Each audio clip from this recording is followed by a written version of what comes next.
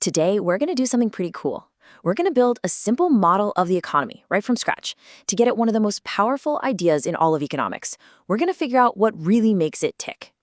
So let's just jump right in with the big question, right? When you think about what makes a country's economy strong, what's the first thing that pops into your head?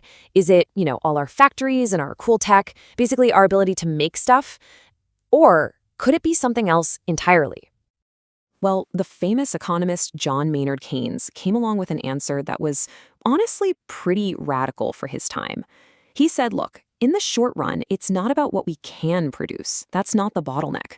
The real driver, the thing that decides how busy those factories actually are, is our collective desire to buy things. It's all about what we're willing to spend. And there's a name for that: aggregate demand.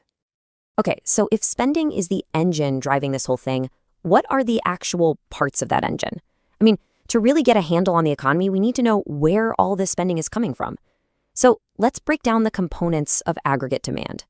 Basically, you can break aggregate demand down into 4 main buckets of spending. You've got C for consumption. That's you and me buying groceries, iPhones, you name it. Then there's I for investment. That's businesses spending on new equipment or factories. G is government spending, on things like highways and schools. And finally, NX for net exports, which is just what we sell to other countries minus what we buy from them. Now, for what we're doing today, we're going to zoom in on the biggest one by far: C, consumption. Now, this is where it gets really cool. Keynes didn't just talk about this stuff. He tried to model our spending habits with a surprisingly simple formula.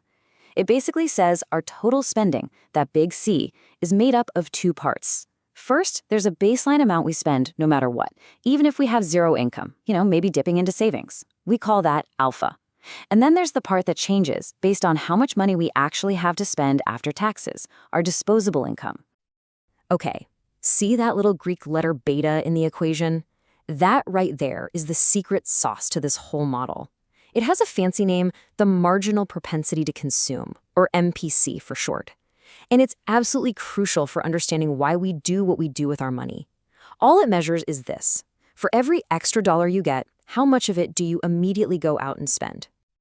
So let's put a number on it to make it real. Let's just say that for the whole economy, the MPC is 0.8. What in the world does that actually mean? It's simple, really. It means that if you get an extra buck in your pocket, on average, you're going to spend 80 cents of it. And the other 20 cents, that goes into savings. So this one little number captures this huge, fundamental choice we all face every day: spend it or save it. And believe me, that choice has some massive consequences for the whole economy. All right, so now that we have the pieces, let's put them together. We're going to build a really simple model of an economy, just using consumption and investment for now, and we'll see how it all finds its own natural balance. Okay, picture a graph. The first thing we're going to do is draw a line straight from the corner at a perfect 45-degree angle. Now, this line is super important. It represents every single point where everything we produce in the economy, our output, is exactly equal to all the income we earn. You can think of it as our perfect balance line. It's our reference point. Now, for step 2, we add a second line to our graph. This is our aggregate demand curve. It shows what everyone actually wants to spend at every level of income.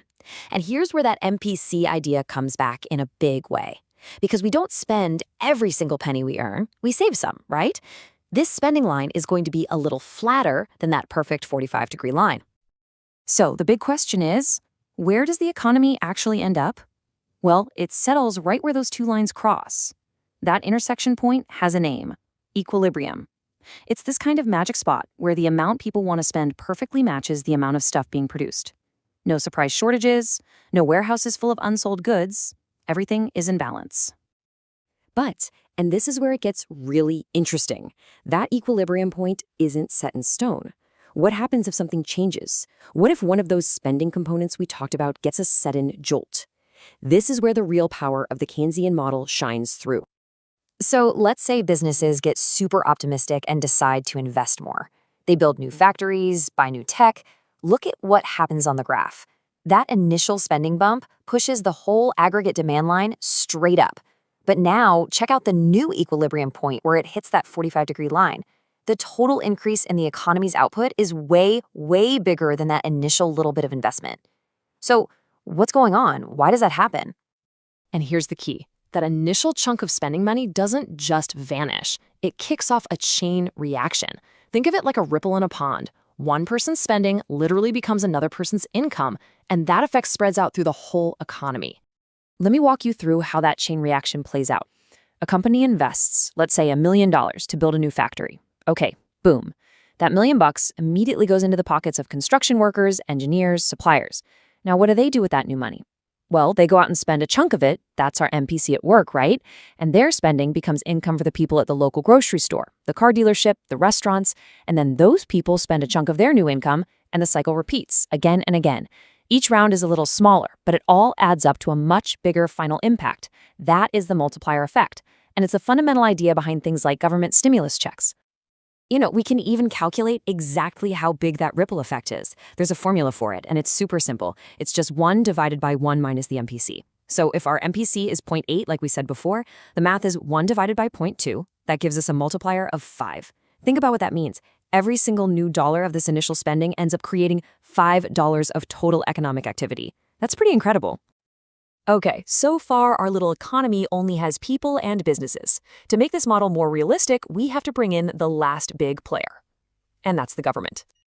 When we add the government into the mix, it changes things in two main ways. First, there's direct-to-government spending, G. That just gets added right into our total aggregate demand. But second, there's taxes, or T. Now, taxes are a little different. They don't show up in the main equation, but they have a huge effect because they reduce our disposable income, the money we actually have left to spend. And if we have less disposable income, our consumption, C, goes down. And this right here is a massive deal.